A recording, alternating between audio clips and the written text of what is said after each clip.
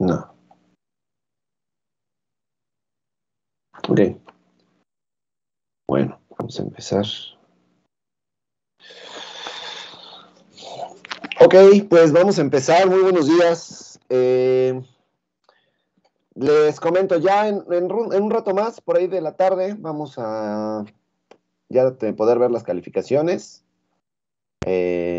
Estaba revisando un poquito más a detalle sus tareas y hacen todo lo que no tenemos que hacer en los diagramas de flujo, oigan.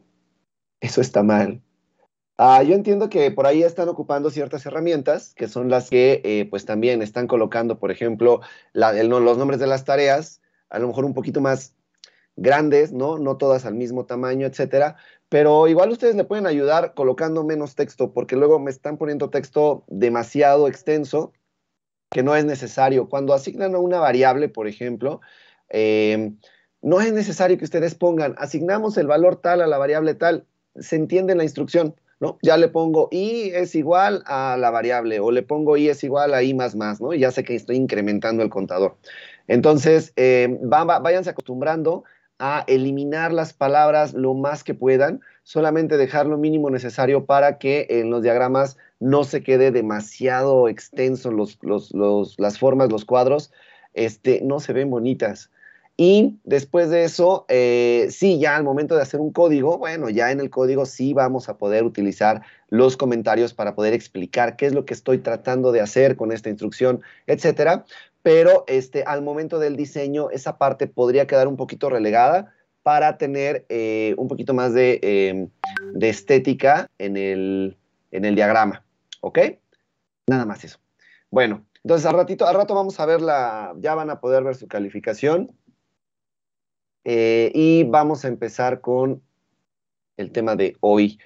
Ya estuvimos revisando la parte de lo que es todo lo que tiene que ver ya con las estructuras, etcétera, pero los diagramas de flujo, el pseudocódigo, ya vimos un poquito de esta parte de las estructuras, pero también pues vamos a empezar a revisar lo que son los ordenamientos, ¿ok? Los ordenamientos y las búsquedas también. Antes de llegar a eso, yo les quiero preguntar si ya todos están en condiciones o ya les había yo pedido que empezáramos a preparar el ambiente para poder programar en C. Ya se los había pedido para que para que ya lo tuvieran en su computadora y empecemos a trabajar con algunos códigos. Recuérdenme, por favor. No, profe, no nos había dicho. Que yo sepa, no, profesor. No, ¿verdad? Es que tengo otra clase que es muy parecida a la de ustedes. Y también tengo Fernandos y Gerardos y así de todo, entonces me confundo, perdón. No, bueno, a ver, lo que vamos a hacer es, les voy a pedir que por favor empecemos ya a tener en cuenta, vamos a instalar o vamos a tener ya un IDE para poder programar en C. De entrada vamos a programar en C, si el tiempo nos ayuda, podríamos empezar a ver algo de Java, pero de entrada, para los primeros temas, los primeros programas, los vamos a trabajar en C, ¿ok? Ustedes son de ingeniería informática, en tercer semestre ya deberían de estar programando con algo. ¿Qué usan para programar? Visual Studio Code, NetBeans, ¿qué usan? NetBeans. NetBeans. ¿Ok? Nada más. C++. C++, ¿ok? Visual Studio. Visual Studio, bien. Ok. Bueno, necesitamos tener algo para poder programar en C, ¿ok?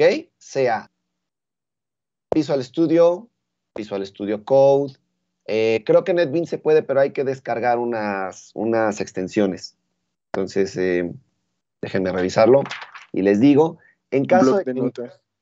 Blog de notas, muy bien, Luis Alberto, ese es muy bueno, porque obviamente pues vas generando los programas y al no tener tantas asistencias, pues generas el código duro, ¿no? Te permite tener un mayor aprendizaje porque pues, aprendes más sobre la sintaxis, etcétera, ¿no? Pero bueno, también el utilizar un IDE tampoco es malo, ¿no? Sobre todo al momento de que los vamos a compilar, etcétera. Lo que podemos hacer también es trabajar, por ejemplo, con NetBeans con alguna extensión para utilizar C. Hay otro programa que se llama DevC más bien, creo que se llama. Que también es súper sencillo, es una instalación muy rápida y es meramente para poder programar en C, ¿ok? También se puede, entonces les voy a pedir que ya comencemos con esto. La próxima semana ya vamos a trabajar con algún código ya más en forma para poder resolver algunos algoritmos, ¿ok? En esta semana lo que vamos a ver serán solamente en la parte de igual cómo desarrollamos los pseudocódigos, los diagramas de flujo, etcétera, pero con algo muy específico. Vamos a empezar a ver búsquedas, vamos a empezar a ver ordenamientos, pero para poder entender de esto necesitamos entender lo que es un arreglo. ¿Qué es un arreglo? ¿Qué entienden por arreglo? Creo que esta pregunta ya la habíamos hecho aquí. ¿Qué es un arreglo? Conjunto de elementos ordenados. Luis Alberto, un conjunto de elementos ordenados. Bien, sí. ¿Qué más? ¿Es un vector? Un vector. No necesariamente, Eric. No necesariamente. Puede ser parte de un arreglo o puede ser un tipo de arreglo, pero no solamente puede ser un vector. Los vectores son estructuras que apuntan hacia alguna otra estructura, hacia algún otro dato. Un arreglo es una estructura de datos que almacena datos del mismo tipo. ¿Ok? Ya ven la presentación, ¿verdad? Sí. Sí, profe. Sí, gracias. Oigan, una pregunta. Cuando yo estoy presentando, ¿ustedes me ven hablar a mí? ¿O solamente se ve la presentación? También usted, profe. A mí. Qué lástima, ya no quiero que me vean porque ustedes no se muestran. Ok, bueno, está bien. A ver, entonces, los arreglos, así como ven, por ejemplo, ahí en la imagen, ustedes ven ahí en la imagen un conjunto de huevos, ¿ok? Están arreglados, están ordenados y todos son del mismo tipo. Eso es un arreglo. Un arreglo es una colección de posiciones de almacenamiento de datos donde cada una tiene el mismo tipo de dato y el mismo nombre, ¿ok? Pueden ser una lista, por ejemplo. Puede ser, por ejemplo, si yo digo, vamos a hacer una lista del súper, una lista para ir al supermercado. Eso puede ser un arreglo. ¿Por qué? Porque todo lo que va a estar contenido en esa lista son elementos que puedo encontrar en un supermercado. Ahí adentro no podría meter una ecuación matemática. ¿Por qué? Porque no es un elemento que puedo encontrar en el supermercado, porque no es del mismo tipo. Entonces, por eso, los arreglos tienen que ser del mismo tipo de dato. Ahora, dice que tienen el mismo nombre. Si yo hago mi lista del súper, no significa que voy a traer leche, jamón, ¿no? Mermelada, no sé, y todos van a tener el mismo nombre. Sí, porque va a ser la lista de súper en cierto prefijo. La lista del súper en su elemento 1, en su elemento 2, en su elemento 3, etcétera, etcétera, etcétera. Cada posición de almacenamiento en un arreglo es llamada un elemento del arreglo. Para crear y manejar arreglos, ustedes deberían de conocer sobre cómo declarar variables, cómo se usa el ciclo for y sobre instrucciones de entrada y salida de datos. ¿Ok? Para eso podríamos utilizar, más bien, eso necesitamos saber para poder crear arreglos. ¿Cómo creamos un arreglo? Un arreglo, por ejemplo, ahí está una instrucción muy sencilla. Estoy declarando un tipo de dato float, y le estoy diciendo que esta variable, por decirlo de alguna manera, se llama grupo. Pero le estoy poniendo entre corchetes un número. Eso significa que eso es un arreglo. Una variable, acuérdense, si yo declarara solamente float grupo, voy a tener una variable. Una variable que en algún momento va a tener un valor. Yo lo puedo inicializar al principio del programa, le puedo asignar el valor después, y si es variable cambia, o puede ser una constante y no cambiar nunca. Pero va a tener un dato. Un arreglo va a tener más datos, porque es una lista, una estructura. Entonces, para eso, yo le pongo a mi variable grupo, entre corchetes, un número. Y ese número me va a decir cuántas posiciones o cuántos elementos tiene el arreglo. En este caso, mi arreglo grupo tiene 10 elementos, ¿ok? Declaro aquí una variable que se llama int i, esta de acá, pero esta es simplemente porque la vamos a usar para un contador, para poder hacer el recorrido en mi arreglo. Si ustedes se fijan, seguramente ustedes han tenido algún contacto con alguna estructura que se llama array of, en algún lenguaje de programación, en el que sea. Un array of es justamente la declaración de un arreglo. Yo pude haber puesto float, grupo, array of, algo por el estilo. Pero en C, la declaración de un arreglo es meramente así como se les estoy colocando aquí, ¿ok? Esta es la declaración pura de un arreglo. Estoy generando una variable que le estoy diciendo que tiene más de una posición, ¿sí? Y un contador para poder hacer un for. Esto es un arreglo. Del lado derecho ustedes ven en qué consiste la instrucción. Float, el tipo de dato. ¿De qué tipo de dato va a ir el arreglo? El nombre del arreglo y la cantidad de elementos. Ojo, yo le estoy declarando un tipo de dato, no puedo cambiarlo, ¿ok? En un arreglo, si yo estoy diciendo que son float, todo es float. Si le voy a poner char, todo es char. Y si meto números ahí, los voy a considerar como texto, no como número. Ajá. En un arreglo tipo float o tipo integer, no voy a poder meter letras. Por eso tiene que ser del mismo tipo de datos, ¿de acuerdo? Ok. Los arreglos nos sirven para almacenar datos. Y si deseamos guardar datos en un arreglo, nosotros podemos escribir la ubicación exacta donde los queremos almacenar.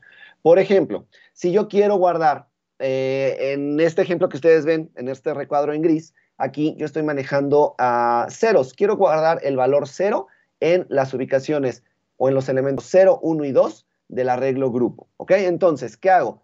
Pues le pongo grupo y entre corchetes el número del elemento. Grupo 0 es igual a 0, grupo 1 es igual a 0, grupo 2 es igual a 0, y así con lo que yo quiera hacer. ¿De acuerdo? Ojo, los arreglos tienen un elemento 0. Los arreglos siempre empiezan en el 0. Entonces, si mi arreglo grupo tiene 10 elementos, yo voy a empezar desde el 0 ¿hasta cuál? ¿Hasta el 10? Hasta el 9. No. Hasta el 9, gracias. Exacto. ¿Por qué? Porque el 0 cuenta. Y el 0 es el primer elemento de mi arreglo, siempre. Bueno. Ok, ahora, para asignar un 0 a cada ubicación, okay, en el ejemplo anterior aquí, yo lo que tengo es, tengo que decirle cada una de las posiciones en donde quiero asignarle ese valor.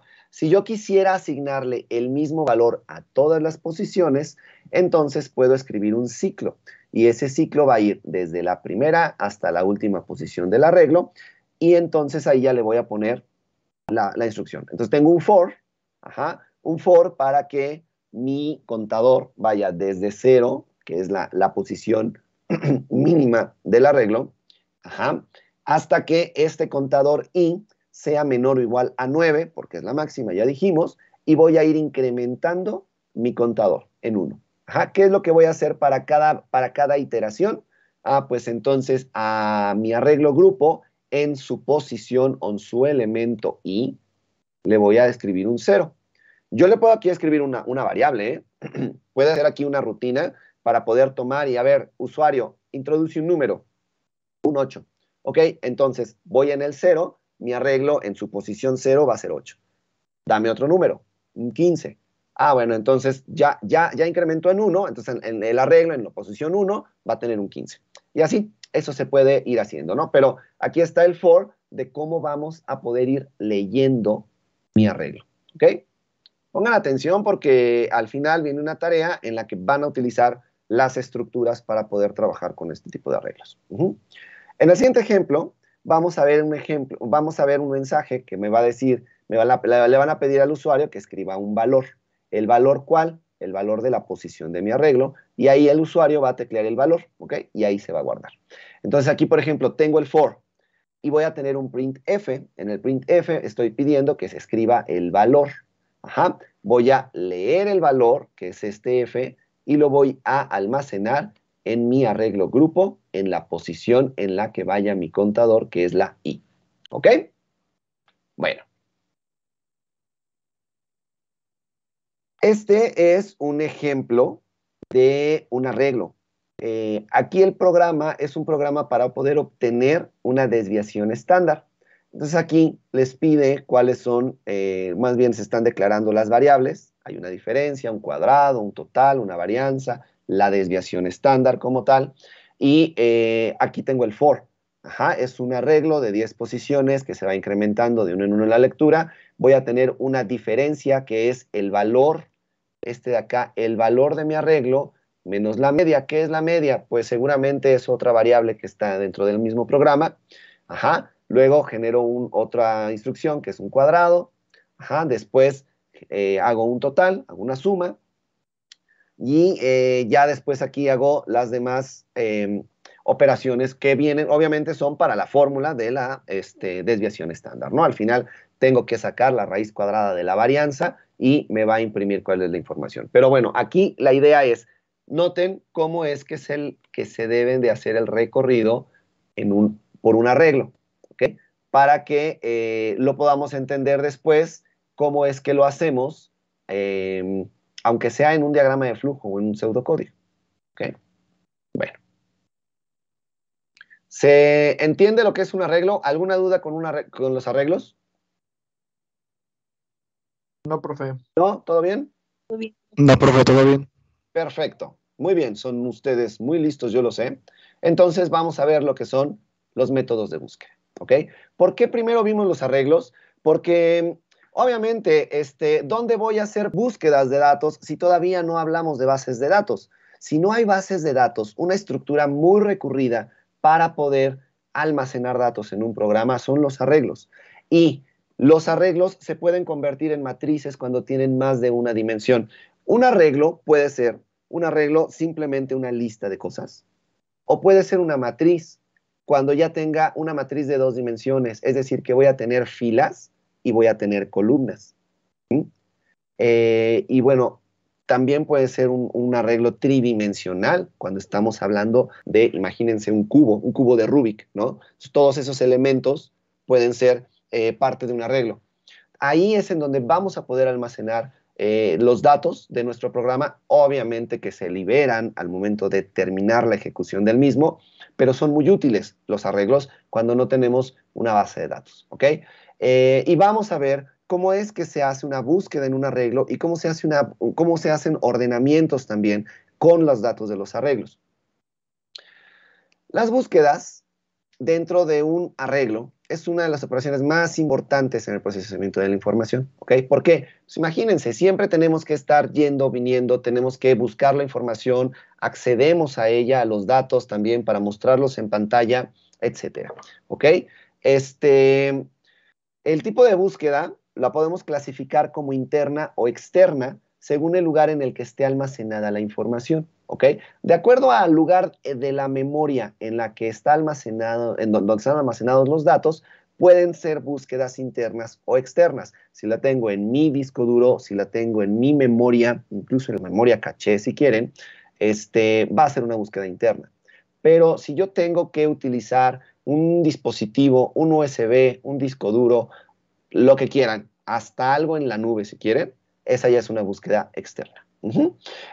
Todos los algoritmos de búsqueda tienen dos finalidades. La primera, vamos a determinar si el elemento buscado se encuentra o no se encuentra en un conjunto de datos, y en caso de que lo encontremos, entonces tengo que saber en qué posición se encuentre. Fíjense bien, aquí, cuando nosotros hacemos búsquedas, a nuestro programa en realidad no le interesa lo que estoy buscando.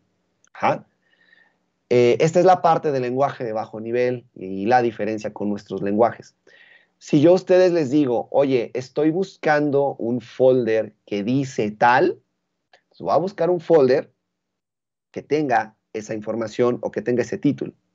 Pero si yo le digo a la computadora, oye, estoy buscando una carpeta que se llama así, o un archivo que se llama así, a la computadora en realidad no le interesa cómo es que se llama. Lo que le interesa encontrar es, sí, un identificador, por supuesto, para poder regresar si existe o no existe y en qué posición. ¿Ok? Con esto, obviamente, pues se manejan las posiciones en memoria, etcétera, y eso es lo que se hace cuando hacen una búsqueda en un arreglo. Hay dos tipos principalmente que vamos a ver, tres realmente. Los dos que son muy usados, el tercero es más nuevo, seguramente por ahí también ya lo han empezado a escuchar. Es una nueva forma de hacer búsquedas y es una búsqueda ya un poquito más avanzada para datos con dimensiones más grandes. ¿Okay? La primera es la búsqueda lineal, la segunda es la búsqueda binaria, que son las principales que vamos a revisar. La primera, la búsqueda lineal o secuencial, habla de que se recorre cada uno de los elementos de un arreglo hasta encontrar el o los elementos buscados. O recorro todos los elementos del arreglo para decirte, aquí no está. Es el método de búsqueda más lento, pero es el que más nos puede ayudar si nuestra información está desacomodada o desordenada. Si yo hago un arreglo y le voy a pedir al usuario que introduzca los datos, no necesariamente van a venir en orden. Entonces, yo le puedo decir, a ver, introduce el número 1, un 8, el número 2, un 4, el número 3, un 15, el número 4, un 1, ¿ok? Entonces, mis datos están completamente desordenados. ¿Cómo puedo buscar el 1? Pues a través de una búsqueda lineal voy a ir por el arreglo buscando de uno en uno hasta encontrarlo. Estoy hablando de un arreglo de 10 posiciones que está tratando con números de máximo 2 dígitos. Pero imagínense para un banco, ¿no? Hacer una búsqueda de un número de cuenta. O para el SAES, ¿no? Que tengan que buscar su número de boleta. Entonces, ahí, en estos casos, ya la búsqueda lineal no es tan eficiente. Sin embargo, existe y sí ayuda. Sí ayuda cuando nuestra información no está ordenada, ¿sí? Y este es el único método que nos va a poder ayudar a encontrar un dato que busquemos. Es el algoritmo de más simple implementación, pero no es el más efectivo. Y la ventaja que tiene es que es sencillo. La desventaja es su ineficiencia. Es muy lento, cuesta mucho tener un algoritmo de búsqueda lineal en programas donde se manejan extensiones de datos considerables. ¿Okay? ¿Qué es lo que hacemos en la búsqueda lineal? Bueno, en cada una de las posiciones de mi arreglo, yo aquí tengo una palabra que dice computación. ¿Okay? Es un arreglo de 10 posiciones igual, pero este es un arreglo de tipo char. Ya están ubicadas y aquí obviamente no está ordenada la información. ¿Tiene un orden? Sí, porque están creando una palabra, pero para la computadora eso no tiene un orden porque no están ordenadas de acuerdo, no sé, a lo mejor al alfabeto, al código ASCII, etcétera. ¿Okay? ¿Qué es lo que hacemos? Si yo estuviera buscando la letra U, entonces en la búsqueda lineal lo que hace es, primero me voy a mi número 0, y veo, esto es una C, no es una U. Me voy al siguiente, ahora me voy al 1. Esto es una O, no es una U. Luego la M, luego la P, hasta que encuentro la U. En la posición número 4 es en donde se encuentra. Y entonces te arrojo el resultado y te digo, está en la 4. ¿Ok? Eso es lo que le interesa a la computadora decirnos. Ya después vendrán instrucciones para saber qué es lo que hay en la posición 4, pero inicialmente una búsqueda se hace para saber si existe y en dónde está. No qué dice. ¿Ok? Aquí hay un ejemplo del código de cómo podemos hacer una búsqueda lineal o secuencial. Esto es en C y entonces aquí me va a decir que para mi contador, espera, porque aquí se ve un momentito, elemento, ya, ahí está. Entonces, aquí me dice que tengo un contador I y una variable J, a las dos les voy a asignar el valor 0, ¿sí? Mientras mi contador sea menor que N, yo entiendo que N es el número de posiciones del arreglo, ¿ok? Entonces voy a incrementar en 1 mi contador. Si mi arreglo en su elemento I, en el elemento en el que esté el contador, es igual a una variable que se llama elemento, entonces voy a decirle aquí mi solución J, que supongo yo es otro arreglo, ¿ok? Va a ser igual a mi contador, el valor de mi contador. Y a J lo voy a incrementar en 1. ¿Qué estoy haciendo aquí? Tengo dos arreglos y entonces estoy buscando una posición en un arreglo. Cuando lo encuentro, que es mi array, ¿ok? Cuando lo encuentro, entonces lo voy a colocar en solución en su posición J. Ajá. Y entonces el contador de solución va a incrementar. ¿Por qué? Porque entonces esa posición ya está ocupada, entonces voy a ocupar la que sigue. Ajá. Entonces aquí lo que hace es, voy buscando aquí, en este, ¿dónde encuentro? Acá. Ok, entonces este valor, ponlo aquí. Baja, porque ya está ocupado, baja, y aquí seguramente va a ser una nueva búsqueda porque hay un for, hasta hacer la búsqueda completa, y entonces aquí supongo que va llenando los arreglos, ¿ok? Es más o menos lo que podríamos entender de este código, pero vuelvo a lo mismo, es la parte para que ustedes vayan viendo cómo va funcionando las estructuras. Aquí tenemos un for, aquí tenemos un if, ya estamos manejando arreglos, ¿ok? Ya tenemos los operadores. Entonces, ojo, no es un programa completo, no, vaya, está fuera de contexto. Simplemente es un mero ejemplo para entender cómo puede funcionar la búsqueda. ¿Queda claro? ¿Vamos bien? Sí, profe. Gracias. Sí, profe, todo bien. Bien, ya, son 2. Perfecto, ya tengo el 1% atento, entonces continuamos. Ok, bien, para la búsqueda secuencial, por ejemplo, aquí hay otro fragmento de código para que ustedes lo vean. A ver, aquí es un programa que va a recibir un arreglo de 10 posiciones, ¿ok? Y entonces va a retornar la posición del entero que nosotros le digamos, si es que se encuentra. De lo contrario, me va a devolver un -1. O sea, voy a generar un arreglo de 10 posiciones y después me va a dar un entero. Ese entero lo voy a buscar en el arreglo. Entonces, aquí en mi código que tengo, pues empezamos con un include. Ajá, estamos pidiendo la biblioteca standard input output. Después viene una función que se llama encuentra, que vamos a tener aquí un arreglo entero también. Aquí por eso tengo aquí la A entre corchetes. Si se fijan aquí, no tengo un número específico de elementos, ¿ok? Apenas lo estoy declarando. Después tengo una variable B, que es entera, ¿ok? Luego, tengo aquí también una variable K, que es 1, un resultado, que es -1, y entonces vamos a hacer un while. Mientras, ¿ok? Vamos a hacer esto mientras una condición se cumple. Entonces, vamos a hacer el do, y me dice aquí que si mi arreglo en su posición K es igual a B, pues el resultado va a ser K. Si no, entonces incrementas K en 1, ¿sí? Y esto lo vas a hacer mientras resultado sea -1, ¿ok? Porque ese es el valor con el que iniciamos, resultado -1, ¿sí? Mientras resultado -1 y K sea menor a 10, ¿ok? ¿Por qué? Porque mi arreglo es de 10. Entonces les voy a mostrar o vamos a regresar el valor de resultado, ¿ok? Esta es mi función encuentra. Ahora, tengo mi método principal. Mi método principal me declara mi contador I, me declara un arreglo que es de 10, ¿ok? De 10 posiciones, y aquí está como el entero.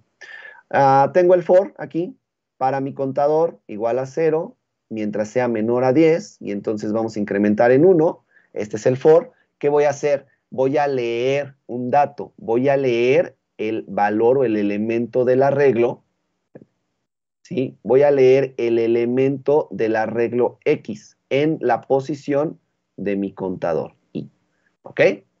Ya ahora, a I le voy a asignar lo que me arroje la función encuentra con mi arreglo X y con mi variable 10, mi variable B, que es esto de acá, ¿ok? A viene siendo mi variable arreglo y B viene siendo mi variable entera, que son los parámetros que estoy dando aquí, ¿ok? Y entonces lo que vas a hacer es que me vas a imprimir el resultado. Ajá, me vas a imprimir el resultado con un salto de línea, ¿de qué? De lo que hay en mi variable i, ¿ok? Eso es lo que me vas a poner, y le tenemos el return 0 para limpiar la memoria y terminar la ejecución. ¿Qué hace aquí? Me está pintando lo que encuentra en mi arreglo, ¿ok? Y entonces, otra vez, aquí viene la lectura o el recorrido del arreglo, ajá, con el for, Y en la parte de aquí arriba estoy haciendo una búsqueda. ¿De qué? En este caso estoy solamente haciendo la búsqueda de las posiciones del arreglo. Busco, la tomo y la entrego, ¿sí? Y entonces ya con esto, obviamente el usuario en algún momento del programa dirá cuál es el valor que quiere encontrar o que quiere que se muestre, y con la búsqueda me dirá si lo encuentro o no lo encuentro, ¿ok? Entonces ya nos vamos acercando un poquito a la implementación, al cómo se van haciendo los programas en C. Yo sé que todavía no hemos hecho el Hola Mundo, por ejemplo, pero yo también sé que ustedes ya en algún momento de la vida habrán hecho un Hola Mundo. Entonces, vamos viendo, obviamente, aquí las instrucciones y las secuencias, las estructuras, cómo se forman en los códigos de C. Ya vamos a hacer algunos programas, empezaremos con algo sencillo, pero la idea es que lleguemos a esto, ¿ok? Así es como se implementa una búsqueda secuencial, así es como se recorre un arreglo a través del uso de los for. Ajá. ¿Alguna duda? Ninguna, profe. ¿No? No, profe. Bueno, No, ok. profe. Gracias. Bueno, cuando revisemos, si ustedes se acuerdan, vimos lo que era el cálculo de un costo de un algoritmo, ¿no? Empezamos a revisar los costos, cómo eran en la forma secuencial y cómo llegaban con una decisión, con un if. Eh, Todo este tipo de estructuras, todas las implementaciones que se hacen en un código tienen un costo.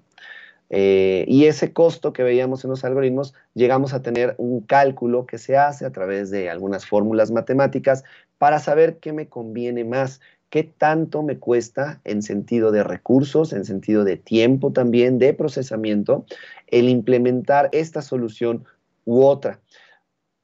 En proyectos académicos, en ejemplos con arreglos de 10, no tiene caso calcular un costo, ¿no?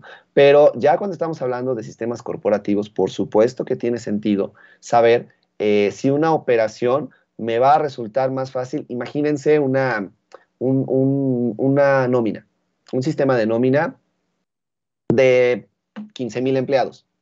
Calculen la nómina de 15,000 empleados. Si lo hago con if anidados, si lo hago con un case, mejor uso un for, etcétera.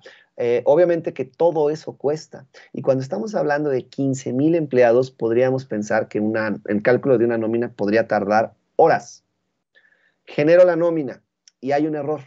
Vuélvela a generar. Más horas. Y entonces me va a llegar la fecha de pago y cómo dejo a los empleados sin pago, ¿no? Entonces, por eso se tiene que considerar el costo de un algoritmo cuando se va a implementar en un sistema corporativo considerable, ¿ok? Y eso se los digo porque ahorita vamos a ver también más o menos cuál es el costo, cuál es un poquito esta parte. No es que lo vayamos a calcular, pero que sí tengamos la noción de esto. Ajá. Si al acabar el bucle en una búsqueda lineal i vale n, eso significa que el i llegó hasta el final de mi arreglo, ajá, y no encontró el elemento. El número medio de comparaciones que hay que hacer antes de encontrar un elemento es de n más 1 entre 2, ¿ok? Eso me ayuda a saber el costo de mi algoritmo. Si estoy hablando de 10, pues a lo mejor no me va a representar mucho costo, pero vuelvo a lo mismo, estoy hablando de 15,000 empleados y a lo mejor ahí me va a decir cuántas repeticiones o cuántas comparaciones tengo que hacer, ¿no? Por ejemplo, para buscar un empleado. Y ahí, bueno, pues ya se va complicando un poquito y me va dando más información para poder tomar una decisión de qué utilizar. ¿Ok? Esta parte de la complejidad de la búsqueda se refiere justamente al costo del algoritmo. Ustedes recuerdan que había algunas formas, por supuesto que sí se acuerdan, había algunas formas para poder calcular el costo. Cuando lo hacíamos por pruebas empíricas, pero también estaba el método de saber cuál era el mejor, el peor y el medio, ¿no? Entonces, aquí también lo podemos trabajar así. Dentro del mejor caso, por ejemplo, si yo calculo o si yo hago una búsqueda lineal, ¿cuál sería el mejor caso o cuál sería la opción más fácil. Lo mejor que nos puede pasar si estoy haciendo una búsqueda en una búsqueda lineal, secuencial. ¿Qué sería lo más barato, lo que me saldría más barato? El caso óptimo. Lo mejor. ¿Qué podría ser? ¿Qué se les ocurre? Cuando están buscando algo, se les perdieron sus llaves y las están buscando, las tienen que buscar en muchos lugares porque no se acuerdan dónde las dejaron. ¿Qué sería lo ideal que pasara cuando las empiezan a buscar? Las encontramos en el primer lugar que las busquemos. Gracias, Fernando. Exacto. Que las encontremos en el primer lugar que estén. Entonces, si yo hago una búsqueda lineal en un arreglo, ¿cuál sería mi caso óptimo? Pues que lo encuentre en la primera casilla, en la primera posición, ¿no? El algoritmo de búsqueda lineal termina tan pronto como encuentra el elemento buscando el array. Si tenemos suerte, puede ser que la primera posición contenga el elemento que buscamos. Ese sería mi mejor caso. ¿Por qué? Pues porque no tengo que hacer más comparaciones, más búsquedas, ni nada. Hago la primera, aquí está, mira, te lo muestro. Es lo más barato que me saldría el algoritmo, ¿sí? Entonces ahí la complejidad en el caso se considera como O1, ¿ok? Luego, ¿cuál sería el peor caso? El peor caso sería que tenga que recorrer todo el arreglo y hasta el último, como generalmente pasa cuando nosotros buscamos algo que realmente necesitamos, es obviamente, pues hasta el último lugar que buscan es en donde lo encuentran, ¿verdad? Pues si siguen buscando, pues a lo mejor, ya para qué si ya lo encontré. Pero generalmente sucede eso, que cuando estoy buscando algo, no es el primer lugar, ¿no? Entonces, imagínense, tengo mi arreglo de 10 y me tengo que hacer 10 comparaciones para darme cuenta que está en el último lugar. Ajá. Aquí en este caso, lo único que les digo después de toda esa información es que la complejidad de la búsqueda lineal sería O(n), ¿ok? Que es esta de acá abajo. ¿Por qué? Pues obviamente, pues porque tengo que hacer todo el recorrido. En el otro, en el mejor caso, fue O1, porque fue a la primera. Pero ¿qué pasa si lo hago en el caso medio, el promedio, la mitad, ¿no? Entonces, aquí, imagínense que cada elemento en el arreglo es igualmente probable de ser buscado. Ustedes van a encontrar en la literatura y así, en todos lados, o se usa arreglo o se usa array. Lo más común es usar array. Porque pues es la acepción utilizada en el inglés y incluso en las instrucciones de los lenguajes de programación también se ocupa. Entonces es más fácil que los que hablamos español digamos array a decir arreglo, pero también existe, ¿sale? Bueno, la media de la probabilidad para encontrar un elemento, puede calcularse tomando el tiempo total de encontrar todos los elementos y dividiéndolo por n, ¿ok? ¿Por qué? Pues sí, porque si voy a hacer el recorrido de las 10 comparaciones, voy a sacar la mitad. Entonces, pues todo lo que me tardo en hacerlos, y lo voy a dividir entre el número de lo que son. Estoy sacando un promedio, ¿ok? Al final, la complejidad de la búsqueda lineal también es O de n, ¿ok? A pesar de que se saca una media. Pero bueno, esto es porque es una búsqueda también. Entonces, esto es considerable para que ustedes cuando generen un algoritmo puedan saber cómo calcular la complejidad de cada uno de ellos. Caso óptimo, el peor caso y el caso medio. Yo les decía en la clase anterior que generalmente nos vamos por el caso promedio. ¿Por qué? Porque es más probable, ¿no? O que nos acerquemos al real costo de un algoritmo haciéndolo en un caso medio que si me voy por el óptimo. O, de plano, nos podemos ir por el peor. Si yo me voy por el peor caso, voy a tener el costo más elevado de un algoritmo, pero es el máximo, no puede variar. Si yo uso el medio, puede ser más o menos. Pero si yo uso el peor caso, no va a variar y voy a tener lo más catastrófico, el máximo costo. De ahí solamente puede ser menor. ¿Ok? Bueno. Entonces, con la búsqueda lineal estamos hablando de que tengo mi arreglo y a mi arreglo lo que hago es busco aquí, no está, me voy al siguiente, me voy al siguiente, me voy al siguiente. ¿Queda clara la búsqueda lineal? Sí, profesor. Gracias. Sí, profesor. Todo claro. Sí, profe. Gracias. Bueno, Sí, profe. ahora tenemos otra que se llama búsqueda binaria o dicotómica. ¿Qué creen que signifique dicotómica? ¿Qué es la dicotomía? ¿O no?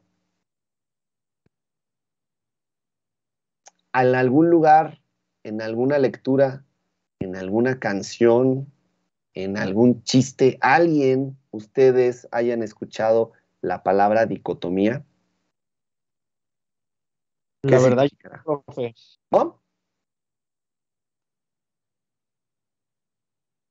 Más. Bien, bien, Aldo, gracias. Así es. No es que, sí, no es que esté dividido. Bueno, sí, es más bien esta es la división que se produce, ¿no? Es dividir algo.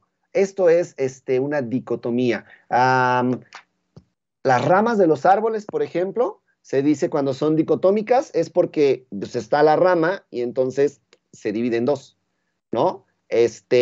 Las carreteras también, lo que le llamamos las Y, hay una Y, esa también es una dicotomía, es dividir en dos, básicamente es dividir en dos, ¿ok? Y la búsqueda binaria en eso consiste. La búsqueda binaria lo que hace es que vamos a dividir nuestro arreglo para que la búsqueda sea más rápida. Si los elementos sobre los que se realiza la búsqueda están ordenados, entonces podemos utilizar un algoritmo de búsqueda binaria. Ojo, tienen que estar ordenados. Ajá. Consiste en reducir el ámbito de búsqueda a la mitad de los elementos, basándose en comparar el elemento a buscar con el elemento que se encuentra en la mitad del intervalo. Con base en esta comparación, entonces, si el elemento es menor que el elemento medio, entonces yo ya sé que está en la mitad inferior de la tabla. Si es mayor, es porque está en la mitad superior. Si es igual, entonces ahí ya lo encontré, ya terminé, ¿ok? Pero ya no tuve que, como en la lineal, o sea, vamos a pensar los números del 1 al 10. Estoy con el 5. ¿Cómo lo busco? En la lineal me tengo que ir al 1, al 2, al 3, al 4 y al 5. Hice 5 comparaciones. Lo que hago en la búsqueda binaria es, son 10, lo parto a la mitad y busco en el 5. ¿El 5 es igual al 5? Sí, ya lo encontré. ¿Ok? ¿Qué pasa si yo el que estaba buscando era el 1? Ah, pues en la lineal está bien, pero ¿qué pasa con una binaria? Ah, pues no importa, lo parto al 5 y veo que el 5 es mayor que el 1 que estoy buscando, entonces está arriba. Estoy buscando el 8 y el 5 es menor, entonces está abajo. Y ese fragmento que queda, esa mitad que queda abajo, la vuelvo a dividir en dos. Ajá, y entonces ahora ya la busco al 8 y veo que el 8 es el 8. Entonces, como voy dividiendo mi segmento de búsqueda, mi grupo de búsqueda, es más rápida la búsqueda y puedo encontrar más fácil el elemento. Pero los datos tienen que estar ordenados, porque si no, no va a tener caso. ¿De acuerdo? Esa es la búsqueda binaria. Primero, tiene que estar los prerequisitos para que se pueda realizar. Tiene que estar ordenada en un orden específico y debe conocerse el número de registros, porque de otra forma no sé cuál es la mitad, en dónde parto mi arreglo. ¿Cómo funciona? Ya les dije, se divide el arreglo por su elemento medio en dos subarreglos más pequeños y comparo el elemento con el elemento del centro. Si coinciden, ya, la búsqueda se termina. Si el elemento es menor, debe de estar, si está, en el primer subarreglo. Si es mayor, está en el segundo. Por ejemplo, aquí tengo esta imagen. En la parte de abajo a la izquierda ustedes van a tener cuál es el supuesto y qué estoy buscando. A ver, esto es un arreglo con datos ordenados en forma ascendente. ¿Ok? Estoy buscando el valor 17. ¿Qué es lo que hace? Primero, este que está aquí, el primerito que está en azul completo, lo parto en dos. ¿Ok? Tengo de la posición 0 a la posición 11. Lo que hago es que sumo el 0 más el 11, lo divido entre 2 y me da 5. ¿Ok? Este 5 que está aquí, ya lo mantengo porque sé que esta es la posición en la que voy a partir mi arreglo. ¿Qué número estoy buscando? ¿Qué número estaba buscando? El 17. El 17, gracias. Ok. El número que hay aquí es el 8. Entonces yo aquí digo, ¿el 17 es menor o igual a 8? Sí. Entonces lo que voy a hacer, o lo que yo ya sé, es que, perdón, ¿el 17 es menor o igual a 8? No, no es menor, es mayor. Entonces está en la parte de abajo. ¿Ok? Aquí arriba son los que son menores, acá abajo son los que son mayores. Entonces tiene que estar abajo. Bueno, ahora, de esta parte de aquí, de esta mitad, ajá, que es la que está en azul, la voy a volver a dividir. Voy de la posición 6 a la posición 11, que es lo que tienen acá arriba. De la posición 6 más 11, lo voy a dividir entre 2. 6 más 11 me da 17, entre 2 me da 8.5. Lo voy a dejar en redondeado porque no lo puedo partir a la mitad, el elemento del arreglo. Entonces, ahora es el 8 la mitad. Y ese valor es el que comparo. ¿El 17 es el 19? No. ¿Es menor o es mayor? En este caso es menor. Y entonces sé que lo tengo que buscar en la parte de arriba. ¿Ah? Ahora, me quedan 2 espacios nada más, porque ya sé que el 19 no fue. Me queda la casilla 6 y la casilla 7. ¿Qué es lo que hago? Otra vez, sumo 6 más 7, lo divido entre 2 y me da 6. 6 más 7 es 13, entre 2 me da 12.5, perdón, me da 6.5 y lo cierro al 6, ¿ok? Entonces, me voy al 6. El 6, ¿qué valor está ahí? El 13. ¿Ese es igual al 17? No. ¿Es menor o es mayor? Ah, es mayor, ¿ok? Entonces está abajo. Y como ya el recorrido se hace, se va partiendo el arreglo, se va partiendo de uno en uno, más bien hasta llegar a que el recorrido sea de uno en uno, que en este caso ya es este último paso. Solamente me queda el 17 y aquí ya sé en qué posición se encuentra en la posición 7. ¿Cuántas repeticiones o comparaciones se hicieron para encontrar el 17?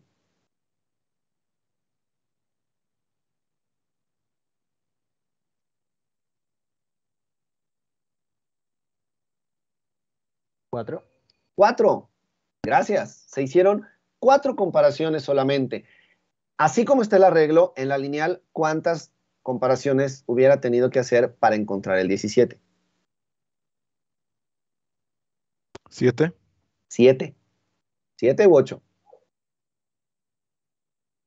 8, perdón. 8. 8. Así es, 8. Entonces, se reduce a la mitad el tiempo de la búsqueda, ¿ok? Eh, Generalmente es así. ¿Por qué? Porque yo lo encuentro arriba, lo busco abajo, lo que sea, siempre voy acortando. No sé, ¿ustedes algún momento han visto estos programas donde hacen los juegos con... Bueno, yo me acuerdo mucho de un programa que veía en la televisión que les ponían un globo que se iba inflando. Y entonces les iban haciendo preguntas, ¿no?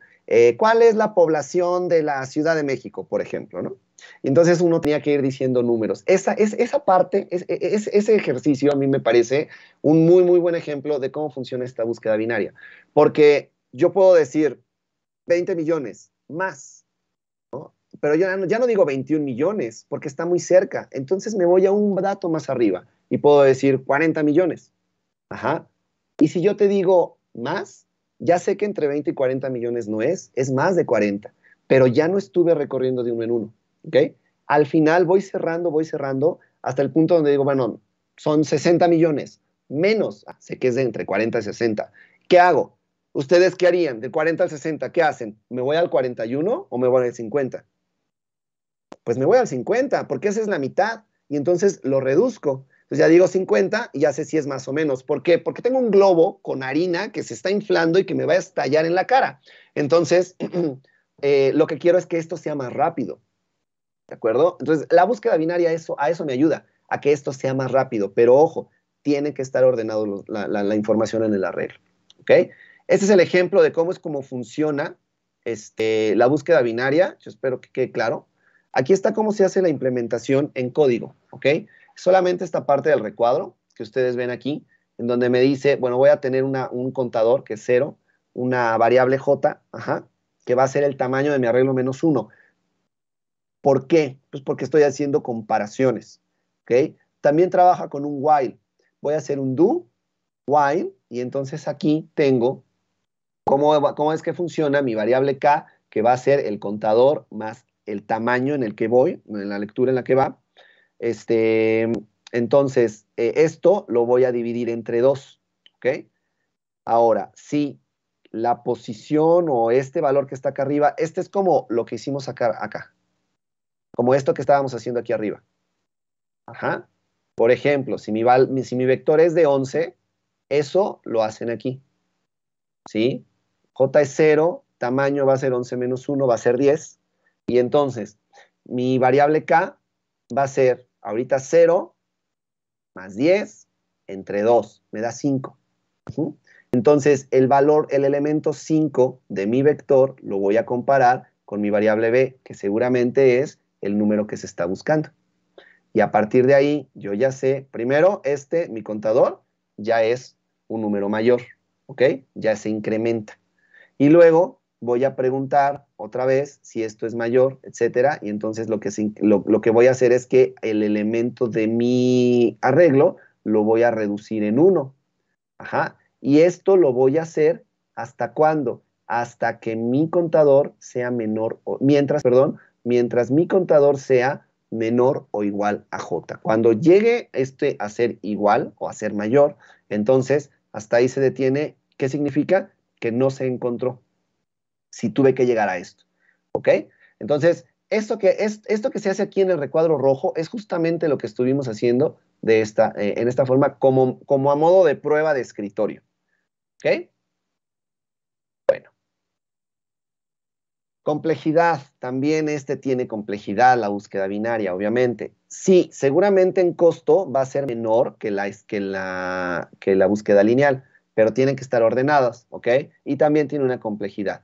En el mejor caso, ¿sí? Que otra vez volveríamos a lo mismo. ¿Cuál sería mi mejor caso? Pues que se encuentre en la primera búsqueda, ¿no? Yo creo. Bueno, en el mejor caso,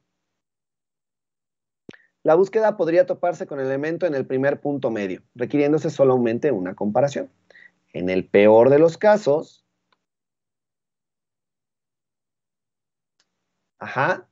aún así, en el peor de los casos, la búsqueda binaria es más rápida cuando n es grande, ¿ok?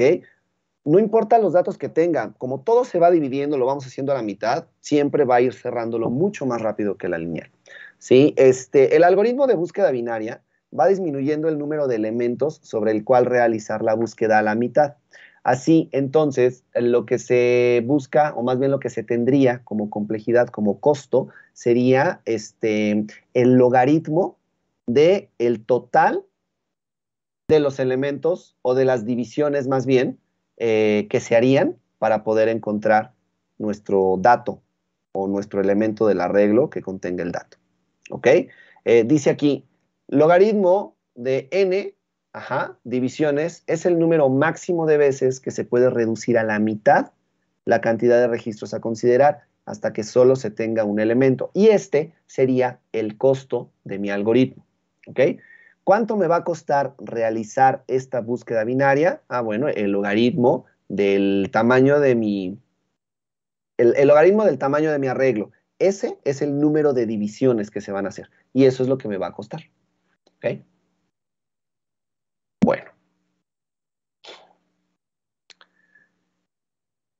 ¿Sí queda claro lo que es la búsqueda binaria y la diferencia con la búsqueda lineal?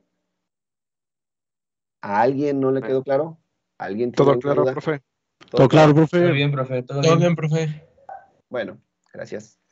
Hay otra búsqueda que hoy en día ya está siendo un poquito más común. Y no sé si ustedes han escuchado la palabra hash.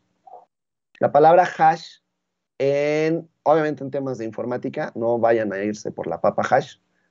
Es una búsqueda que se hace transformando claves, transformando un poquito los datos de identificación de un registro. Esto lo hace más rápido. ¿Qué es lo que se hace con el método de hashing o con la transformación de claves? Digamos que se genera una lista con los identificadores únicos de los registros. Entonces, yo ya sé que vas a tener un identificador único y ya sé qué buscar.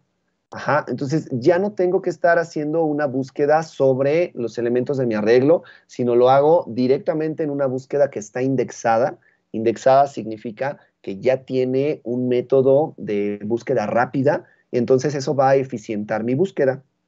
Por ejemplo, dice aquí que me permite encontrar directamente el registro buscado en tablas o archivos que no se encuentran necesariamente ordenados. Yo puedo tener una tabla completamente desordenada, pero como ya lo tengo con un identificador, que tampoco tiene por qué estar ordenado, pero es un identificador único, entonces luego sé a dónde dirigirme. ¿Okay? Este método lo usan mucho las bases de datos. Cuando ustedes tienen una tabla, ¿no? Cuando se le pone un identificador único, cuando se les ponen llaves primarias, ¿ya están tomando base de datos? ¿Ustedes o no? Construcción de base Ya, de datos. profe. ¿Ya? Ah, bueno, Este entonces semestre. ya saben lo que es una llave primaria, ¿no? Un índice, etcétera. Tal vez no. Bueno, hay algo ahí que se llama eso. Pues, a ver, en un libro, un índice es una hoja que me dice bien rápido dónde encontrar algo. No tengo que irme todo el libro ni en secuencial, ir buscando hoja por hoja, ni en binaria, irme a la mitad y ver si está por acá o por acá, ¿no? Es, a ver, el índice me dice, aquí está, voy y le encuentro. Ajá. Eso es lo que hace la búsqueda mediante transformación de claves. Genera un índice.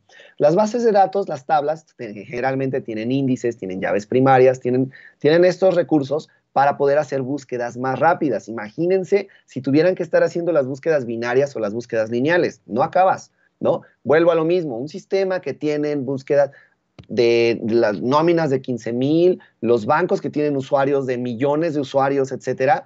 Imagínense, ¿no? La base de datos del INE, que tiene a todos los registros electorales, ¿cómo voy a hacer una búsqueda? Con una búsqueda binaria, ¿no? Entonces, para eso se utilizan transformación de claves hash. El método hashing se aplica en situaciones que implican el manejo de una considerable cantidad de información organizada, ¿ok? Sí, ese es importante. Ojo, no necesariamente ordenada, pero sí organizada. Perdón tanto texto en la diapositiva. En vez de navegar por las estructuras, comparando las palabras clave con las claves en los ítems, lo que se hace es que se hace una referencia en una tabla, es lo que les digo del índice, ¿ok? Haciendo operaciones aritméticas para transformar claves en direcciones de tabla. Esto último se logra implementando una función hash. Y esto de la función hash es lo que van a encontrar en muchos lados, ¿no?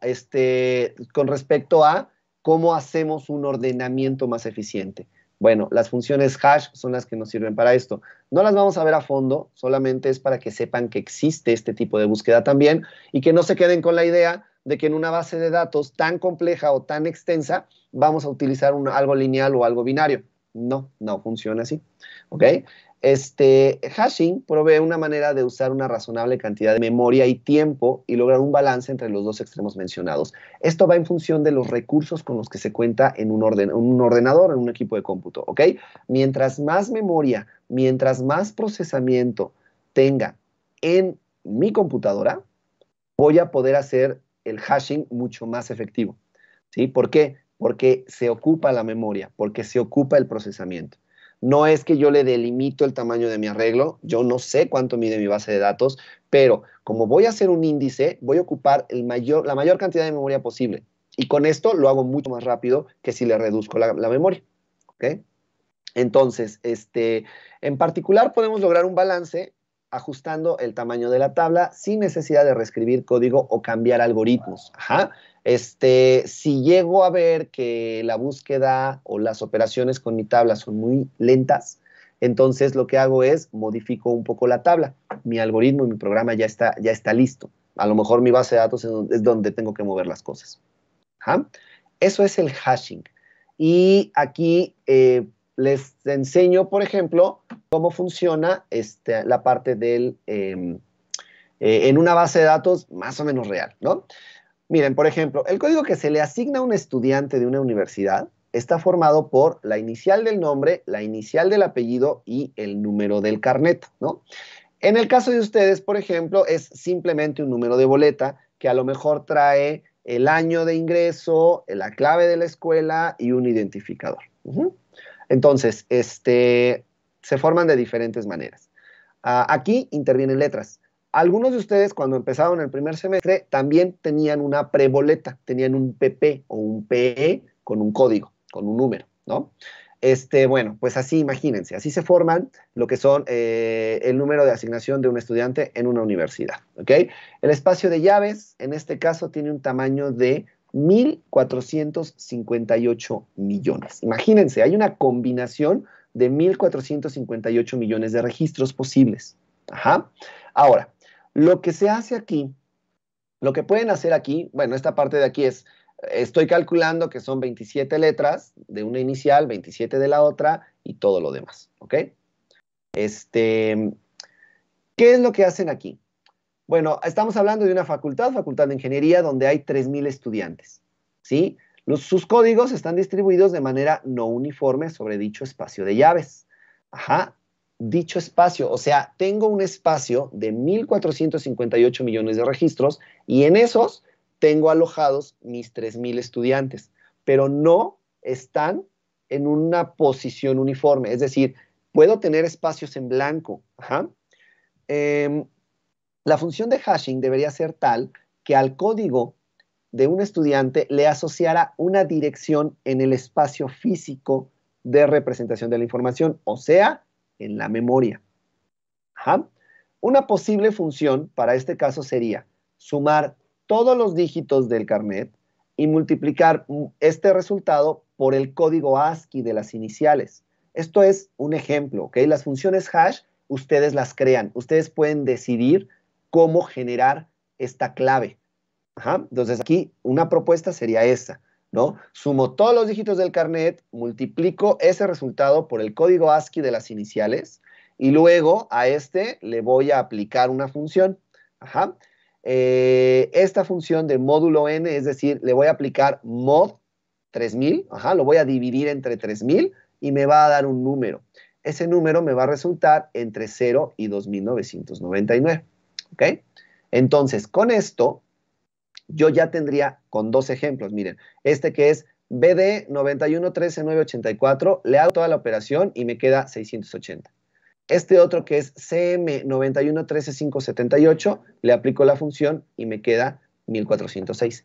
De esta forma, voy generando un índice. Ajá. Y entonces, mis 3.000 alumnos ya tienen un índice. Ya tengo una tabla ordenada en la que puedo buscar. Yo ya sé entonces que cuando en mi sistema busque al BD 9113-984, ajá, a través de la función hash, a través del hashing, yo voy a poder buscar al 680 y ya sé dónde está. Ajá. Esto es lo que hace la transformación de claves o el hashing. Pero, como les decía, necesitamos que se le inviertan recursos, porque esto lo hace en un espacio físico de memoria para poder tener el índice disponible. Y obviamente se hace para bases de datos, para ya cantidades de información un poquito considerables para poder hacer estas búsquedas. ¿Ok? Esto es lo que es el hashing y es algo que ya hoy en día se ocupa mucho, sobre todo en las cantidades de información importantes. Por eso quería que lo supieran. ¿Sí se entiende de qué se trata? ¿Cómo funciona?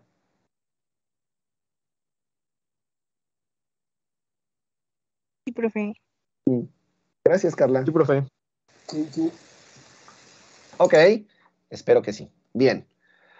Bueno, con respecto a la búsqueda, ¿alguna duda?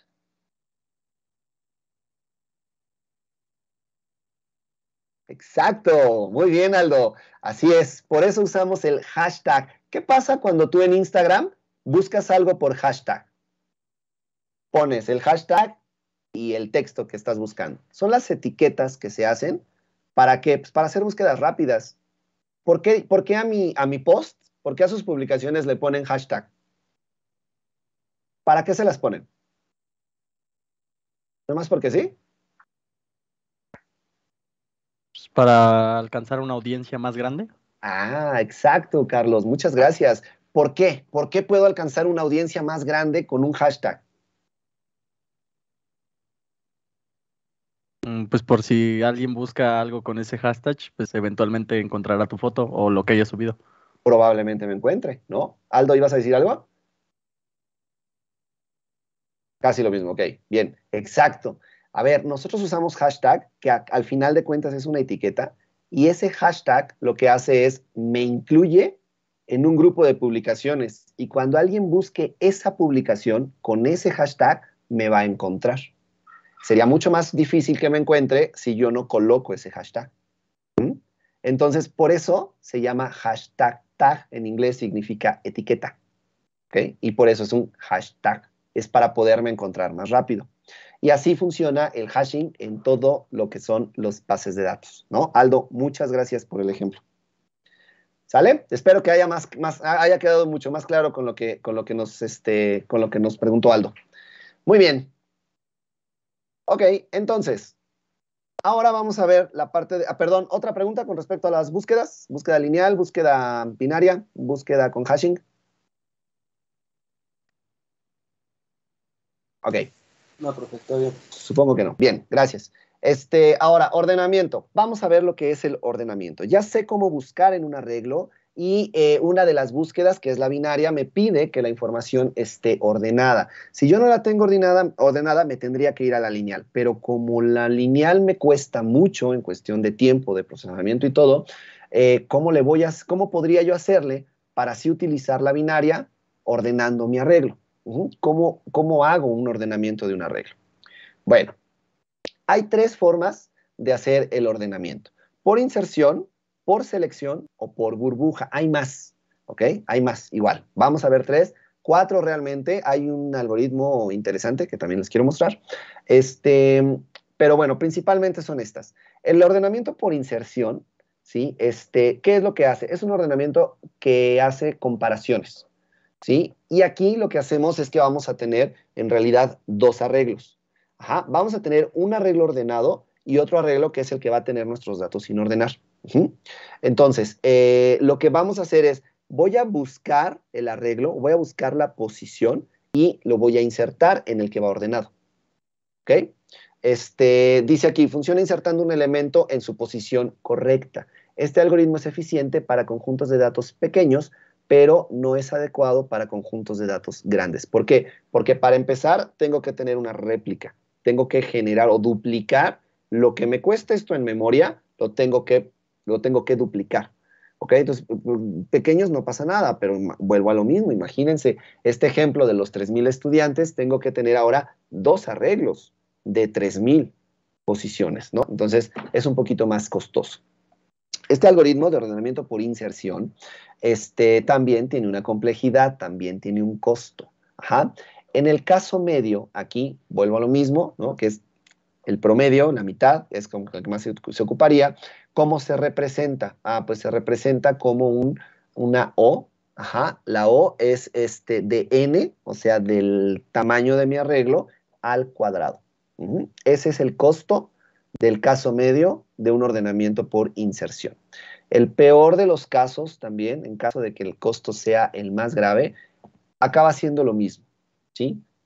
O de n al cuadrado, es lo mismo. Pero en el mejor de los casos, ¿sí? Cuando ocurre solamente aquí en el mejor de los casos, en un ordenamiento, a lo que se refiere es que el arreglo ya esté ordenado.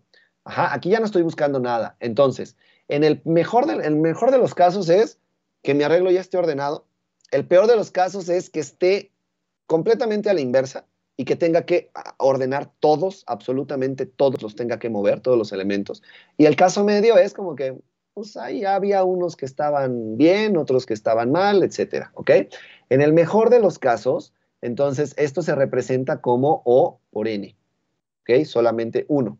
En el peor y en el medio es por n al cuadrado. Bueno. Ay, perdón, haga clic aquí para insertar el título. Bien, aquí hay un ejemplo de qué es lo que hacemos o cómo podemos encontrar un ordenamiento por inserción. ¿Qué es lo que se hace en el ordenamiento por inserción? Como les decía, tengo mis dos arreglos, entonces hago una comparación y cuando encuentre el valor, el menor de los valores, lo inserto. Y después voy a buscar el que le sigue y lo inserto. Y luego busco otra vez y lo inserto. Y así es como los voy ordenando, ¿ok? Tengo un for, y tengo un contador igual a 1. ese contador tendrá que ser, el for se va a hacer hasta que el contador, mientras el contador sea menor al tamaño de mi arreglo, y el contador se incrementará en 1, ¿ok? Tengo una variable temp, que es que va a ser el valor de mi arreglo lista en su posición del contador, en su posición i. Tengo una variable j que me va a tener el valor del contador menos 1. ¿Por qué? Porque estoy haciendo una comparación, ¿ok? Entonces, por eso necesito otra variable j que va a valer lo que vale mi contador menos 1. Y luego voy a tener, dentro del for, voy a tener un while. Ajá. Voy a hacer eso hasta que, o mientras más bien, la posición j de mi arreglo lista sea mayor a mi variable temp. Y que el valor de j sea mayor o igual a 0. Ajá. Mientras eso sucede, yo a j le voy a asignar más 1. Más bien, la posición de mi arreglo, ajá, va a ser ahora j más 1. Y esta posición va a ser la de mi arreglo en su posición j. ¿Ok?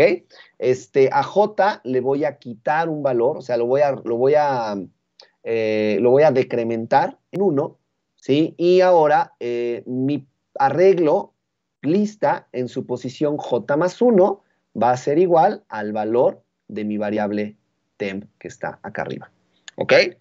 Vuelvo a lo mismo, es solamente para ver cómo funcionan un poquito las estructuras dentro de estos métodos de búsqueda y de ordenamiento, ¿ok? No nos tiene que quedar perfectamente entendido cómo funcionan los arreglos, lo demás. Ya cuando empecemos a generar el código, pues ya lo vamos a tener un poquito más claro, pero pues tendríamos que tener primero aquí el diagrama, el pseudocódigo y lo demás para que nos quede más claro, ¿sí? Solamente es un ejemplo de cómo funciona con el código.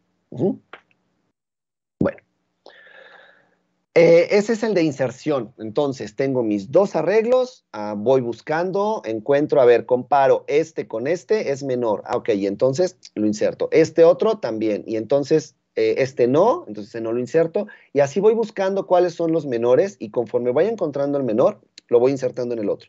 Sigo encontrando y lo voy insertando. Y así vamos haciendo. ¿Ok?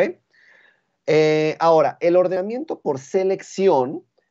Aquí lo que hacemos es que se busca el elemento menor y lo enviamos al primer lugar. Aquí no replico, no tengo un duplicado de mi arreglo. Aquí lo que hago es, voy a buscar cuál de estos es el menor y lo paso al principio. Ajá. Luego, voy a seguir buscando y entonces al menor lo paso para arriba. Y así, es simplemente esto lo que va haciendo la selección. ¿Sí? Intercambia al elemento más pequeño con el elemento i. ¿Cuál es el elemento i? En el que vaya nuestro contador. Luego, dice aquí que dentro del ciclo que se recorre el arreglo y lo ordena, necesitamos intercambiar variables. Esto sí es importante. No voy a tener una réplica de mi arreglo, pero sí voy a necesitar tener variables de intercambio. Ajá. Una forma de hacerlo es declarar una variable temporal, asignarle a esa variable temporal un valor de A. Ajá. Luego, a la A vamos a asignarle el valor de B, ¿sí? Y a la B le vamos a asignar el valor de A, que es el que está en la variable temporal, ¿ok? Simplemente para hacer el cambio. Entonces, tengo que sacar de una, vamos a decirle A, pero tengo que sacar de A su valor para entonces poderle poner el de B. Y ya que B queda vacía, entonces le pongo el que tenía A, ¿sí? Eso es lo que hacemos. No le puedo decir a mi programa, no le puedo decir, a A asignale B y a B asignale A. Se va a confundir, no va a saber qué hacer. ¿Por qué? Porque si A es 1 y B es 2, o al revés, si A es 2 y B es 1, entonces si le digo A asignale B, pues entonces A vale 1. Ahora a B asignale A, sigue valiendo 1. ¿Qué pasó con el 2? ¿Dónde se quedó? Por eso necesitamos una variable temporal. Entonces, A, que es el 2, ponla en la temporal. Y B, que es el 1, ponlo en A. Ahora A vale 1 y ahora B, ponle lo que había en temporal, que es el 2. Y entonces ya está ordenado. ¿Vale? Ok, ¿qué más? Esa estaba repetida. Aquí está, por ejemplo, un ejemplo, valga la redundancia, un ejemplo del código, ¿sí? Cómo intercambiar esas variables. Tengo mi método intercambiar, tengo dos variables, A y B, y tengo otra entera que se llama temporal. Inicialmente le asigno A, ¿ok? Y luego a le asigno B, y luego a B le asigno lo que había en temporal, y hacemos ese cambio, ¿ok? Ya en código. ¿Ok? ¿Queda claro lo que hacemos con el ordenamiento por selección? ¿Más o menos? Sí, profe. ¿Sí? Ok, ok. Bueno, por último. No es cierto, me falta uno más. Pero bueno, este es otro, el tercero. Este es el último de los más ocupados. Este es el ordenamiento por burbuja. ¿Ok? A ver, ¿cómo se comportan las burbujas? ¿Qué hacen las burbujas cuando vacían un refresco y qué hacen las burbujas? Suben. Suben, exacto. Entonces, imagínense que el ordenamiento por burbuja hace eso. Hace que los datos suban. Ajá. Entonces, conforme van subiendo, obviamente es porque son menores. ¿Y cómo hacemos para que suban? Se recorre el arreglo en un ciclo for y dentro de ese ciclo se hace otro ciclo, o sea, vamos a tener 2 ciclos. En el segundo ciclo, que va desde 0 hasta la longitud del arreglo menos el paso del primer ciclo, comparamos el elemento actual con el que le sigue. Y si el actual es mayor, intercambiamos los valores. Ajá. Y eso hace, como la burbuja, hace que suba. ¿Ok? Este es muy parecido al de selección. Aquí hay que recorrer todo el arreglo y si encontramos que el elemento actual es menor al siguiente, entonces los intercambiamos.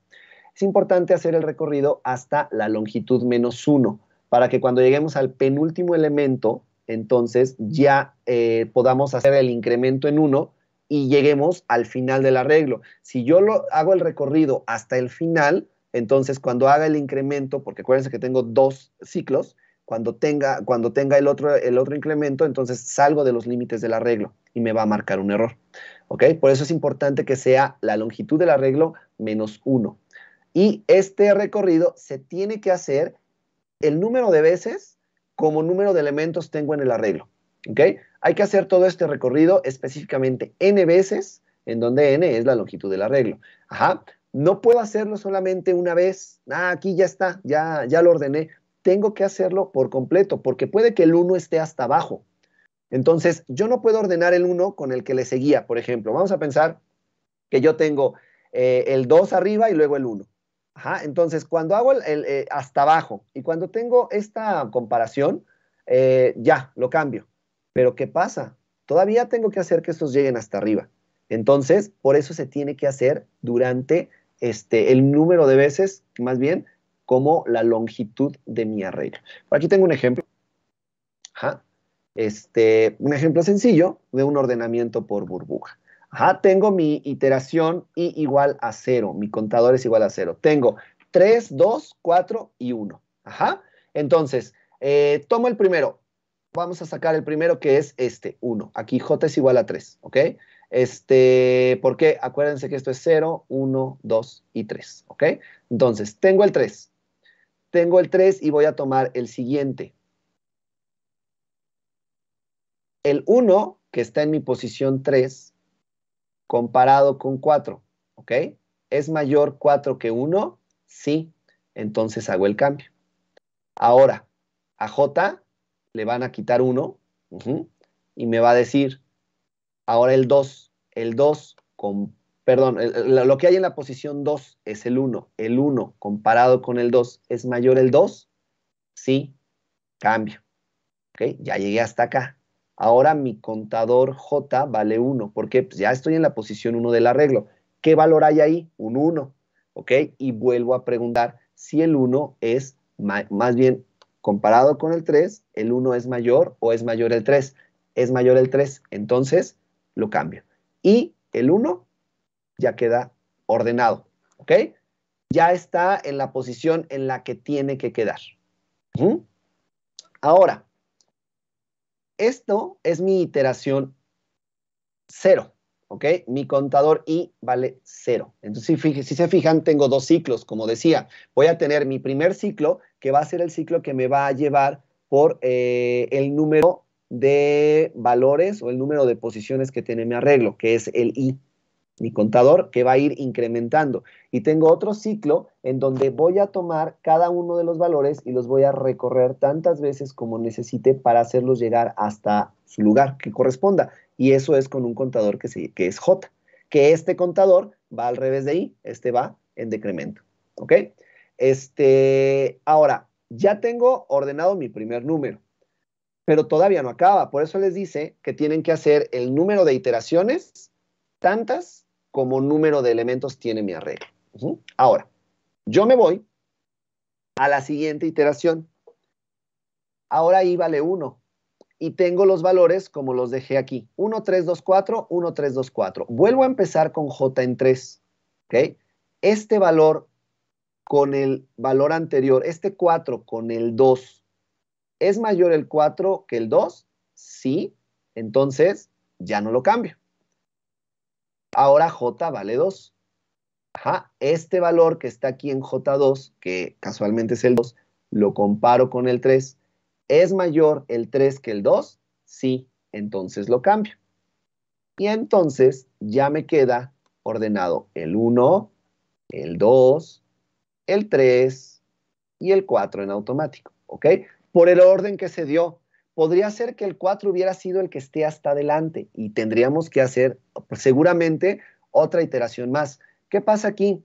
Que aquí I tendría que cambiar y tendríamos que tener una iteración I igual a 2 y luego tener una iteración I igual a 3 y puede ser que ya no haga nada, ya no tendría que hacer nada porque ya está ordenado aquí, ¿de acuerdo? Pero ¿qué pasa? Que como yo les dije al principio, la computadora en el lenguaje de bajo nivel no le interesa el valor que tiene. Ahí no sabe que efectivamente ya están ordenados. Solamente habla de búsqueda, de posición. Entonces, va a seguir realizando la instrucción hasta que se termine la condición del contador. ¿Ok? Aunque para mí yo digo, ya está ordenado, ya no tienes nada que hacer. Lo va a seguir ejecutando porque así están las instrucciones. ¿Queda claro cómo funciona el ordenamiento por burbuja? Profe, yo tengo una duda. Dime. Por decirlo de alguna manera, el número de iteración crece una vez que... o sea, bueno, por ejemplo, en este ejemplo que J igual a... O sea, que por ejemplo J que está en el lugar 3, o sea, cada vez que llega al lugar 3 se crea una nueva iteración, por decirlo así. ¿Cada que llego al lugar 3? No, más bien, bueno, ajá, que vuelves como a repetir el ciclo, por decirlo así, el segundo. Sí.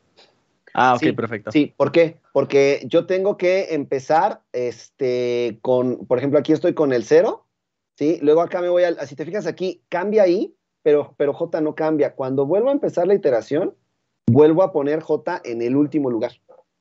Porque lo que estoy ordenando es, aquí, ordeno el último, pero lo hago llegar hasta su lugar, hasta el último, y luego vuelvo a empezar. Y lo tengo que hacer así todas las veces, porque yo no sé si en el recorrido más adelante me traje un número que es mayor y que tiene que estar aquí. Por eso tengo que irme hasta el final siempre, J3, ¿no? O sea, la última posición de mi arreglo, y las voy recorriendo todas. Ajá, luego sube el contador de iteración, el I, sube a 1. Otra vez me voy al último del arreglo y otra vez las recorro todas. Y así. ¿Ok? Siempre tiene que ser así. Profe, gracias. ¿De qué, Carlos? Gracias. ¿Ok? ¿Algo más? ¿Alguna otra duda? Perfecto. Muy bien. Ok. Bueno, jóvenes, listos. Ahora, tengo este otro algoritmo. Este algoritmo se llama el algoritmo de Donald Sheld. Donald Sheld era un ingeniero que trabajaba en General Electric y por ahí de los años 50 estuvo trabajando con dinámica, con toda la parte tecnológica que tenía en General Electric y él publica este algoritmo como tal, ¿no? ¿Qué es lo que hace él? Digamos que hace un híbrido, hace un algoritmo como de inserción, pero no lo hace de uno en uno. Para no tener esta duplicidad del arreglo, lo que él propone es, hagámoslo en un arreglo, pero que no se haga un salto de uno en uno para poder ordenarlo. Vamos a hacer saltos, un poco más grandes, ¿sí? Entonces genera este algoritmo, el algoritmo de Donald Sheld, que es un algoritmo de inserción con saltos decrecientes, ¿sí? Tiene ahí la crucecita, pues porque ya se murió. Funciona de forma similar al algoritmo de inserción, pero a diferencia de este, no mueve los elementos una posición, sino varias posiciones a la vez, de manera que los elementos llegan más rápido a su destino. Este método es muy adecuado para vectores con gran cantidad de datos, ¿ok? Entonces tengo un haga clic aquí. Ok, ¿qué es lo que hace? Se busca un orden ascendente. Los elementos mayores al de referencia se mueven a la derecha y el elemento de referencia se ubica en el lugar que le corresponde, pero no se compara con el que está inmediatamente a la izquierda, o a la derecha, no a la izquierda, sino con el que se encuentra un número X de posiciones. ¿Ok? Ahorita vamos a ver un ejemplo. En la primera iteración se dan saltos de la mitad del tamaño del vector, de manera que se comparan los elementos de la mitad izquierda con los elementos de la derecha y cada intercambio implica pasar de un lado a otro. ¿Ok? ¿Qué tipo de búsqueda es esta? Cuando se parte la mitad. Binaria, gracias. ¿Ok? Ya ni les pregunto la otra palabra porque quién sabe si me conteste. ¿Cómo se llaman también la otra palabra? Dicotomía, gracias Aldo. Bien. Ok, sale. Entonces, a ver, en la primera iteración se dan los saltos de la mitad. Para la segunda iteración, el salto se reduce a la mitad. Y para la tercera, otra vez a la mitad. Y así sucesivamente hasta que se hagan comparaciones de uno en uno, ¿ok? Como decía Aldo, la binaria, ¿sí? Y aquí está el ejemplo. A ver, creo que está, esperen, me parece que están, no, estaban bien. Aquí está. A ver, el salto primero que tenemos ahí, el primer salto que tenemos es de 5 posiciones. ¿Por qué? Porque mi arreglo es de 10, ¿ok?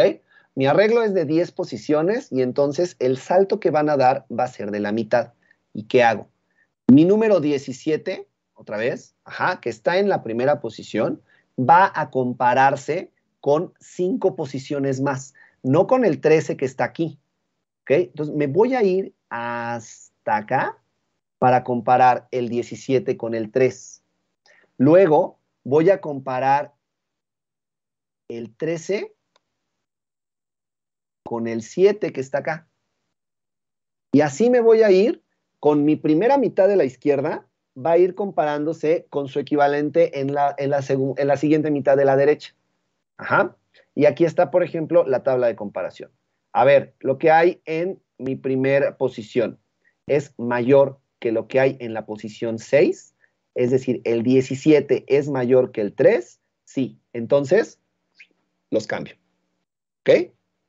Luego, ¿el 13 es mayor que el 7? Sí, entonces los cambio. ¿Ok? Pero ahora ya estoy avanzando las posiciones una mitad completa. Luego, ¿el 12 es mayor que el 22? No, pues no se cambian, así se quedan. ¿El 8 es mayor que el 11? No, así se quedan. ¿El 15 es mayor que el 20? No, así se queda. ¿Ok? Después viene un segundo salto. Ahora, mi salto fue de 5. Ya hice mi salto de 5. Ahora lo voy a reducir a la mitad. Mi salto es de 2.5, pero como no lo puedo partir a la mitad, entonces me quedo en 2. ¿Ok? Ahora mi salto va a ser de 2. Y como quedaba esto ordenado, yo tenía el 3 que salta 2 posiciones. Ahora voy a comparar el 3 con el 12. ¿Es mayor el 3 que el 12? No, ahí lo dejo. Luego, el 7 lo voy a comparar con el 8. ¿Es mayor el 7 que el 8? No, ahí lo dejo. Y así voy haciendo esta sucesión de pasos, ¿ok? Después el 12 lo voy a comparar con el 15, que también se queda igual, el 15 con el 13, y así todos los demás. Por ejemplo, aquí voy a llegar al 22 con el 20, en donde voy a ver que sí se tienen que cambiar, y entonces aquí hago este movimiento. El siguiente salto ya sería de 1 en 1, ¿ok? ¿Por qué? Pues porque si aquí yo ya avancé 2, ahora lo divido entre 2, otra vez, me queda de 1, y entonces sí, ahí se va haciendo este recorrido otra vez, ¿ok? Este recorrido se hace las veces que sean necesario, obviamente, hasta que la comparación que yo realice me resulten todos falsos. ¿Ok? Este es el algoritmo de Shell, conocido para ordenamiento de datos muy grandes y es prácticamente un híbrido, ¿ok? Es como si fuera un método de burbuja, pero utilizando la búsqueda binaria, ¿ok? Y entonces, pues es un poco más rápido, ¿de acuerdo? Antes de ver la tarea, ¿alguna duda? No, profe. De mi ¿Todo parte. bien? No, profesor, todo bien. Bueno, yo espero. A ver, esto es lo que vamos a hacer de tarea para la siguiente semana. Vamos a buscar un ejemplo de la vida real de ustedes, o lo que ustedes quieran, en el que puedan aplicar un tipo de búsqueda, ¿ok? Y van a buscar otro ejemplo en el que puedan aplicar un tipo de ordenamiento. Puede ser el mismo ejemplo, si quieren, sí, no pasa nada. Pero ¿qué es lo que van a hacer? Van a desarrollar el pseudocódigo diagrama de flujo, y me faltó otra cosa. ¿Ustedes saben lo que es una prueba de escritorio? No, profe, yo no. ¿No? No, profe. Una prueba de escritorio es ¿cómo hago para comprobar que mi algoritmo hace lo que generalmente o lo que estoy diciendo que hace? Es como lo de las pruebas empíricas. Es una tabla en la cual vamos a poner cuáles son mis variables en columnas. Ajá, y cada fila va a ser como el paso que yo doy en mi algoritmo. Cuando ustedes tienen un pseudocódigo o un diagrama de flujo, esto ayuda mucho. Por ejemplo, si van a definir lo de los números perfectos, ¿no? Cuando hacíamos lo del número perfecto, a mi variable le asigno ciertos valores. Y entonces voy haciendo el recorrido de mi diagrama y voy a tener, esta ahora vale esto, ahora está esto y ahora siguiente fila, siguiente paso. Esta sigue valiendo lo mismo, aquí esta ya cambió de valor, etcétera. Y así es como vamos comprobando que las cosas en nuestro algoritmo, las instrucciones, son correctas. Y entonces lo que yo quiero que hagan es eso, justamente vamos a desarrollar el pseudocódigo, diagrama de flujo y la prueba de escritorio de los métodos de búsqueda y de ordenamiento, ¿ok? O sea, me van a hacer un ejemplo de en donde estén haciendo una búsqueda de algo, ¿ok? ¿Qué hacen cuando buscan algo? No sé, una fotografía, por ejemplo. Si están buscando una fotografía en un álbum o en una carpeta, en, no sé, física o digital, lo que quieran. ¿Qué hacen cuando buscan algo? Ajá, me lo van a hacer ese ejemplo, buscar una fotografía, me lo van a hacer para utilizar el método de búsqueda lineal, de búsqueda binaria también, ¿ok? Y después van a buscar otro ejemplo en donde puedan ordenar algo. Si quieren, puede ser el mismo ejemplo de las fotografías, ¿no? Pero ahora las voy a ordenar. Y me van a hacer el diagrama de flujo con su pseudocódigo y con la prueba de escritorio para poder saber cómo harían el ordenamiento por inserción, por selección y por burbuja, ¿ok? Entonces, al final, yo esperaría ver 5 diagramas con 5 pseudocódigos y 5 pruebas de escritorio, ¿ok? La prueba de escritorio háganla como ustedes quieran, como ustedes me quieran comprobar que eso funciona, ¿sí? Al final me va a dejar, si es el mismo ejemplo, no pasa nada, pero entonces van a ser 5 diagramas en total, ¿ok? 5 diagramas con 5 pseudocódigos con 5 pruebas de escritorio, ¿sí?